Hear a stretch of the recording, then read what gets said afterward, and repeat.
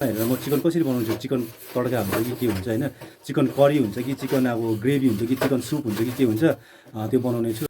सम्पूर्णलाई फेरि पनि सेवानी है र नमस्कार, गुड इभिनिङ सबैजनालाई। तपाईँलाई फेरि पनि ड्याडी जर्नी ब्लगमा एकदमै वेलकम गर्न चाहन्छु साथीभाइहरू। र ड्याडी जर्नी ब्लगलाई तपाईँले धेरै माया दिइरहेको हुनुहुन्छ, धन्यवाद।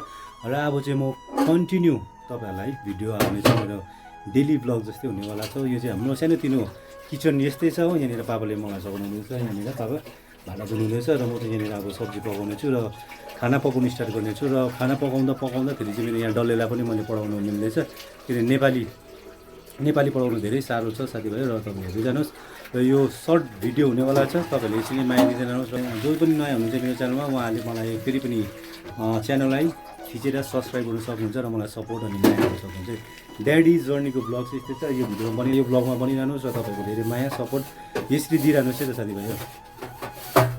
यो जिरा चाहिँ अलिअलि मजाले डढाउँछु, त्यहाँदेखि मजाले दिन्छु खोलेर।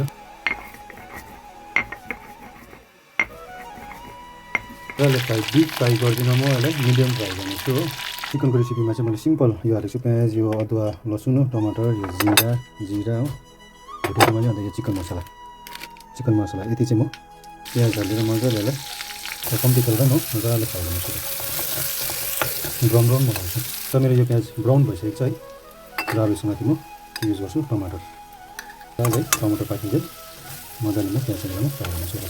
मेरो टमाटर पनि मस्ट पाकिसक्यो अनि अदुवा लसुनको पेस्ट म एड गर्दैछु। साथीभाइ जिरा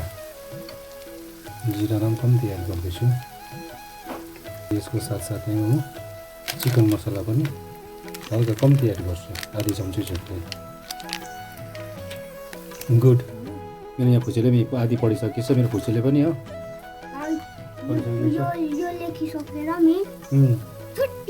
ओके।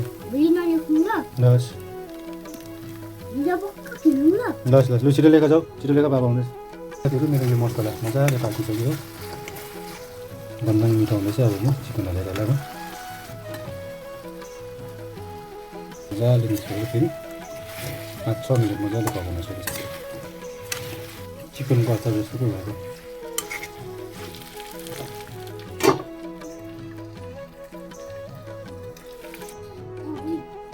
यम्मी हजुर।